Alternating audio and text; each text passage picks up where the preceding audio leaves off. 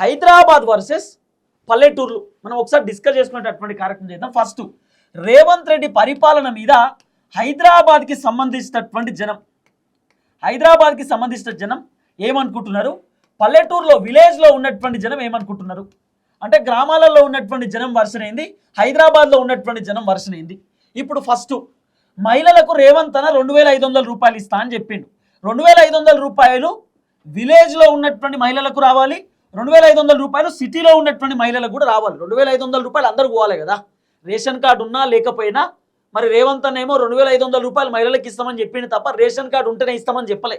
కానీ ఇప్పుడు కొత్తగా ఏం చెప్తారు, 2500 ఒకవేళ కాంగ్రెస్ ప్రభుత్వం ఇచ్చినా కూడా రేషన్ కార్డు ఉన్న వాళ్ళకు మాత్రమే 2500 ఇస్తా అని చెప్తున్నారు. సరే, రేషన్ కార్డు అంటే ఊర్లో ఉన్నటువంటి వాళ్ళకి రేషన్ కార్డు ఉంటుంది కాబట్టి రేషన్ కార్డు విలేజ్లో ఉన్నటువంటి వాళ్ళకి వస్తుంది. మళ్ళీ సిటీలో ఉన్నటువంటి వాళ్ళకి కూడా రేషన్ కార్డు ఉంటుంది. ఎవరికి? స్లమ్ ఏరియాలో ఉంటారు కదా, అంటే స్లమ్ ఏరియా సైడ్ వాళ్ళు ఉంటారు కదా, వాళ్ళకు కూడా. సో చిన్న చిన్న ఏరియాలలో ఉండేటటువంటి వాళ్ళు పల్లెటూరు నుండి సిటీకి వచ్చి చిన్న చిన్న ఏరియాలో ఉండేటటువంటి వాళ్ళకు కూడా రేషన్ కార్డులు ఉంటాయి. సో చిన్న చిన్న గుడారాలు వేసుకొని లేకపోతే చిన్న చిన్న ఇల్లులు కొనుక్కొని ఉంటారు కదా, సో లోన్ మీద ఇల్లు ఉన్నటువంటి వాళ్ళకు కూడా రేషన్ కార్డులు ఉంటాయి. వాళ్ళకు కూడా 2500 రూపాయలు రావాలి. అయితే రేవంత్ అన్న 2500 మహిళలకు ఇస్తా అని చెప్పిండు. రేవంత్ అన్నకు హైదరాబాద్లో ఉన్నటువంటి మొట్టమొదటి వ్యతిరేకత 2500 రూపాయలు రేవంత్ రెడ్డి ప్రభుత్వం ఇస్తా అని చెప్పి ఇయ్యలే. హైదరాబాద్లో కూడా మహిళలు రేవంత్ రెడ్డిని వ్యతిరేకిస్తున్నారు. 2500 ఇస్తా అని చెప్పి ఇయ్యలేదని చెప్పి. రెండోది 4000 రూపాయల పెన్షన్.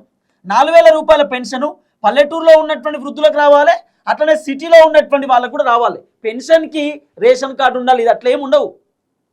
రేషన్కి అంటే పెన్షన్కి ఒక ఏజ్ లిమిట్ ఉంటుంది. ఒక ఏజ్ లిమిట్ దాటిన తర్వాత పెద్దవాళ్ళు ఉన్నప్పుడు, కొంత వృద్ధులు ఉన్నప్పుడు, ముస్లిం వాళ్ళు ఉన్నప్పుడు వాళ్ళకి ఖచ్చితంగా పెన్షన్ ఇవ్వాల్సిందే. ఒంటరి మహిళలకు కూడా పెన్షన్ ఇవ్వాలి. తర్వాత వాళ్ళకు కాలు లేకపోయినా లేకపోతే చేయలేకపోయినా వాళ్ళకు కూడా పెన్షన్ వస్తుంది. వికలాంగులకు కూడా పెన్షన్ ఇవ్వాలి. కాబట్టి రేవంత్ రెడ్డి ప్రభుత్వం 4000 రూపాయల పెన్షన్ అని చెప్పి ఇప్పటిదాకా ఇవ్వలేదు. కేసీఆర్ ఇచ్చినట్టు గదే 2016 రూపాయల పెన్షనే వస్తుంది. కాబట్టి పెన్షన్ పైన కూడా హైదరాబాద్లో ఉన్నటువంటి జనం రేవంత్ రెడ్డి పైన వ్యతిరేకంగా ఉన్నారు. ఇదొక అంశం. అయితే తర్వాత ఇంకోటి, సరే రైతు భరోసా అంటే ఇది పల్లెటూరులో ఉన్నటువంటి వాళ్ళకే వస్తుంది. తర్వాత రైతు భరోసాతో పాటు ఇంకే చాలా ఉన్నాయి. 500 రూపాయల పంట బోనస్ కూడా పల్లెటూరులో ఉన్నటువంటి జనాలకు వస్తుంది. తర్వాత బతుకమ్మ చీరలు రేవంత్ రెడ్డి ప్రభుత్వం సిటీలో ఉన్నటువంటి మహిళలకు కూడా ఇవ్వలే. కాబట్టి హైదరాబాద్లో ఉన్నటువంటి మహిళలు రేవంత్ రెడ్డి పైన విపరీతమైనటువంటి కోపంతో ఉన్నారు. ఒకటి 2500 రూపాయలు రేవంత్ రెడ్డి ప్రభుత్వం ఇవ్వలేదని, తర్వాత 4000 రూపాయల పెన్షన్ ఇవ్వలేదని, బతుకమ్మ చీరలు కూడా ఇస్తలేరని చెప్పి ఇట్లా మాట్లాడుకుంటూ పోతే నిరుద్యోగులకు ఉద్యోగాలు వస్తలేవు అని చెప్పి ఇట్లా రకరకాల పంచాయతీ హైదరాబాద్లో కూడా నడుస్తుంది.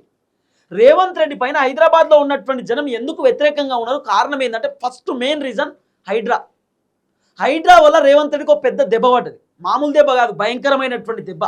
రేవంత్ అన్న చేసినటువంటి కథ ఏంది, హైడ్రా అనేటటువంటి అంశాన్ని పట్టుకొచ్చి FTL అంటే ఫుల్ ట్యాంక్ లెవెల్, తర్వాత బఫర్ జోన్ పట్టుకొచ్చిండు, FTL అని పట్టుకొచ్చిండు. అయితే తెలిసి తెలియక పేదవాళ్ళు 20 లక్షలు పెట్టి, 50 లక్షలు పెట్టి, 90 లక్షలు పెట్టి, ఒక్కొక్కరు 1 కోటి రూపాయలు పెట్టి కూడా లోన్లు తెచ్చుకొని వడ్డీకి పైసలు తెచ్చుకొని మంచో చెడో హైదరాబాద్లో ఒక ఇల్లు ఉండాలి, హైదరాబాద్ సిటీలో మనకి ఇల్లు ఉంటే బాగుంటుందని చెప్పి, సొంతింటి ఎవరు కలైనా కదా, సొంతింటి ఉండాలని చెప్పి ఎవరైనా కలగంటారు.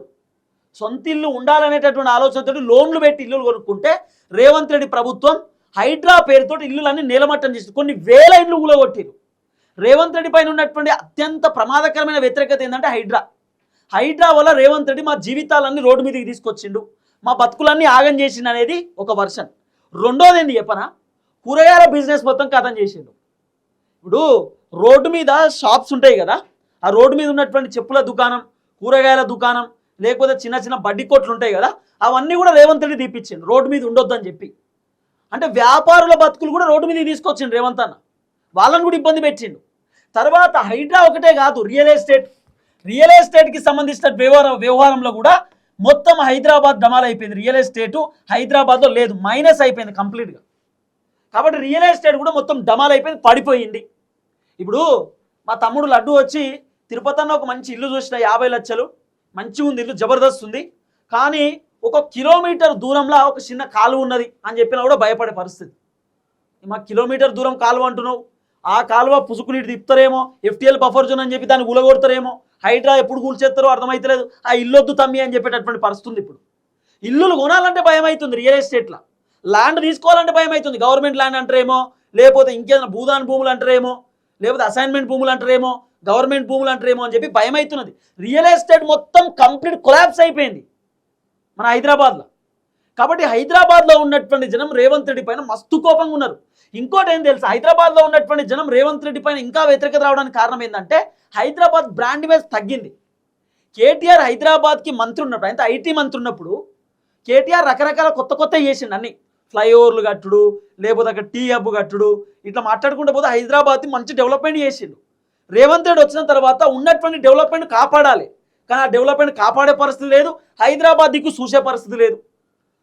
ఆఖరికి ఈడ హైటెక్ సిటీ దగ్గర దుర్గం చెరువు ఉంటుంది కదా, దుర్గం చెరువు లైట్లు ఒరిజినల్ లైట్లు తీసేసి కిందికెళ్ళి లైట్లు పెట్టిరు. కిందికెళ్ళి లైట్లు అసలు లైట్లు తీసేసి మన హైదరాబాద్ బ్రాండ్ ఇమేజ్ రేవంత్ రెడ్డి గాడికి పట్టుకొచ్చిండు. ఆఖరికి కరెంట్ బిల్లులు కూడా కట్టేటటువంటి పరిస్థితి లేదు. ఇట్లా రకరకాల పంచాయతీలు ఉన్నాయి. ఆఖరి హైదరాబాద్లో ఉన్నటువంటి చెరువులు, హైదరాబాద్ చెరువులు ఎంత అందంగా ఉంటాయి, మంచిగా పార్క్ ఉంటుంది, ఇకో పార్క్ ఉంటుంది, అద్భుతంగా ఉంటాయి. చెరువులలో మొత్తం ఎక్కడికక్కడ గడ్డి మొలిచిపోయింది. మొన్న దుర్గం చెరువులో విపరీతమైనటువంటి గడ్డి ఉంటే సోషల్ మీడియాలో వీడియోలు వైరల్ అయ్యేసరికి ఆయన గడ్డి తీసేసారు. ఎక్కడికక్కడ చెరువులలో మొత్తం గడ్డి నిండిపోయింది, తీసేసేటటువంటి పరిస్థితి లేదు. అంటే రేవంత్ రెడ్డి ప్రభుత్వం హైదరాబాద్ మొత్తం ఆగం చేశారు.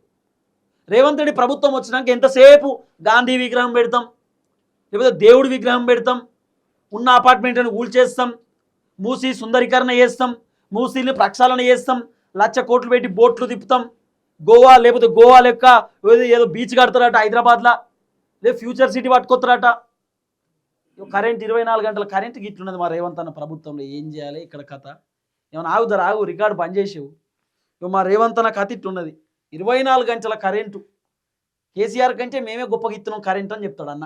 ఇప్పుడు ఎంత అవుతుంది టైము, ఎంత అవుతుంది తమ్మి టైము? 4:46 అవుతుంది టైము, కరెంట్ బాయ్. అంటే మా రేవంత్ అన్న కథ గట్లుంటుంది. కానీ సో మొత్తానికి మా వాళ్ళు లైట్లు పెట్టరు, దంచుడు లైట్లు అంటే మా కథ అట్లున్నది. మేము ఏం చేస్తాం చెప్పుర్రి? మేము ఇన్వర్టర్ జనరేటర్ కొనుక్కునేటటువంటి స్థాయి మాకు లేదు. మాదో చిన్న ఛానలు, తెలంగాణ ప్రజలకు వాస్తవాలు చెప్పాలనేది మా ఆలోచన.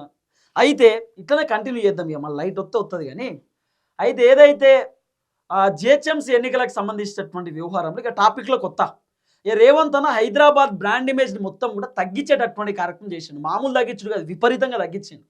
హైదరాబాదు బ్రాండ్ ఇమేజ్ తగ్గేసరికి హైదరాబాద్లో ఉన్నటువంటి జనాలకు కోపం వచ్చింది. ఇక రేవంత్ రెడ్డి పరిపాలన వద్దు, రేవంత్ రెడ్డి వచ్చిన తర్వాత ఇల్లులని ఖతం చేసిండు, నిలమట్టం చేసిండు, ఉన్న ఇల్లులన్నీ ఊడ్చేసిండు, మొత్తం ఆగమైపోయింది పరిస్థితి అనేది జనాలకు అర్థమైపోయింది కథ. ఇప్పుడు జూబ్లీ హిల్స్ ఉప ఎన్నికల గెలుచుడుతోటే మొత్తం ఇక మాకు హైదరాబాద్లో ఉన్న జనాలందరూ పాజిటివ్ ఉన్నారని రేవంత్ అని అనుకుంటున్నారు. పాజిటివ్ ఏం లేరు, ఇక పొట్టు తిడుతున్నారు హైదరాబాద్లోనే. పల్లెటూర్ల కంటే ఎక్కువ హైదరాబాద్లోనే రేవంత్ రెడ్డి పైన కోపంతో ఉన్నారు. ఎందుకంటే ఫ్లైఓవర్లు అదొకటి, హైదరాబాద్ రోడ్ ఎట్లా పాడైనాయి, మరి ఘోరంగా ఉన్నది పరిస్థితి. మళ్ళీ రేట్లు కూడా అన్ని పెంచిర్రు, అంత ఆగమాగం పరిస్థితి. హైదరాబాద్ని రేవంత్ అన్న మొత్తం అధ్వానం చేసి పడేసిండు. మొత్తం సిచ్యువేషన్స్ అంతా దారుణం అయిపోయింది. హైదరాబాద్లో క్రైమ్ రేట్ కూడా పెరిగింది. ఇవన్నీ జనాలకు నచ్చలేవు. అయితే జిహెచ్ఎంసీ ఎన్నికలలో హైడ్రా దెబ్బకు, రియల్ ఎస్టేట్ దెబ్బకు, తర్వాత రేవంత్ రెడ్డి హైదరాబాద్లో చేసింది ఏమీ లేదు అనేది జనాలకు కూడా అర్థమైంది. తర్వాత ఏది స్కూల్ కడతాం, కాలేజీ కడతాం, ఏదో చెప్పుడు 2,500 ఇస్తాం, 4,000 రూపాయల పెన్షన్ ఇస్తాం, నిరుద్యోగులు నిరుద్యోగ భృతి ఇస్తాం, ఇల్లు లేని వాళ్ళకు డబుల్ బెడ్రూమ్లు ఇస్తాం, ఇవన్నీ రేవంత్ అన్న డైలాగులు చెప్పిండు. ఏది చక్కగా చేయలేదు అనేది హైదరాబాద్లో ఉన్నటువంటి జనాలకు కూడా అర్థమైంది. కాబట్టి జిహెచ్ఎంసీ ఎన్నికలలో సుమారు 300 సీట్లుంటే రేవంత్ అన్నకు 95 సీట్లు వచ్చేటటువంటి అవకాశాలు ఉన్నాయట. ఇప్పటికిప్పుడు ఎన్నికలు పెడితే రేవంత్ రెడ్డి ప్రభుత్వానికి 95 సీట్లు మాత్రమే జిహెచ్ఎంసీ ఎన్నికలలో వచ్చేటటువంటి అవకాశం ఉంది అనేది వినబడుతున్నటువంటి చర్చ. కేవలం ఎంత? 95 సీట్లు ఇప్పటికిప్పుడు పెడితే. ఇక మిగతా 205 అనుకుంటే 205 కదా, మిగతా 205లలో సుమారు సగానికి సగం బీఆర్ఎస్ కొట్టుకుపోయే అవకాశం ఉంటుంది. కంప్లీట్ బీఆర్ఎస్ పార్టీకే జిహెచ్ఎంసీ ఎన్నికలలో ఎక్కువ ఫేవర్ ఉందట. మంచో చెడో కేసీఆర్ ఉన్నప్పుడే బాగుంటుండే, కేటీఆర్ ఉన్నప్పుడు హైదరాబాద్ డెవలప్మెంట్ ఉంటుండే, కేటీఆరే కావాలి మళ్ళీ కేసీఆరే రావాలని చెప్పి జనాలు కూడా అనుకుంటున్నారు. అందుకే మీరు బాగా యాద పెట్టుకోరు. కరెంట్ లేదు, అందుకే మా వాళ్ళు లైట్లు పట్టుకొని చేస్తారు. కానీ మరి రేవంత్ కరెంట్ ఏ టైంకి ఇస్తారో ఏ టైం తీసేస్తారో మాకే తెలియదు. కేసీఆర్ ఉన్నప్పుడు ఏమో రాత్రి కరెంటు పోతుండే 9-10 గంటలకని అనుకుంటుండే. కానీ ఇప్పుడు కరెంట్ ఉన్నా లేకపోయినా ఎప్పుడు వస్తుందో మాకు తెలియదు. గట్లుంది హైదరాబాద్లో కథ. హైదరాబాద్ నడిబొట్టునే కరెంటు పోతుంటే ఇక ఊళ్ళో వాళ్ళు అడుగుతారు, ఊళ్ళో కరెంట్ పడితే అజయ్ పోతుంది, ఇక మళ్ళీ రాదన్నట్టే లెక్క. హైదరాబాద్లో నడిబొట్టులో కరెంట్ లేదు, ఉప్పల్ శివరస్తా కాడ ఏం చెప్తాం? ఇక మా ప్రభుత్వం మా కథ మరి గట్టినే ఉంటుంది, మా కాంగ్రెస్ ప్రభుత్వమే గట్లుంటుంది. కానీ సరే, ఇక అసలు టాపిక్ పోతే 2023 ఏదైతే ఎన్నికలు ఉన్నాయో అసెంబ్లీ ఎన్నికలలో హైదరాబాద్లో కాంగ్రెస్ పార్టీకి ఒక్క సీటు కూడా రాలేదు. సిటీలో హైదరాబాద్లో కాంగ్రెస్కి 0, ఆఖరికి పల్లెటూర్లలో వచ్చిన సీట్లు మొత్తం 63 సీట్లతోటి కాంగ్రెస్ గవర్నమెంట్ వచ్చిందంటే కారణం కేవలం పల్లెటూరులో వచ్చినటువంటి సీట్లు. రేవంత్ అన్నకు అప్పుడే అర్థమైపోయింది, హైదరాబాద్లో మనం గెలిచే పరిస్థితి లేదు, హైదరాబాద్లో మనం డమాల్ అయిపోయినాం, హైదరాబాద్లో మనకి ఇబ్బందికరంగా ఉందని చెప్పి రేవంత్ అన్నకు అర్థమైపోయింది.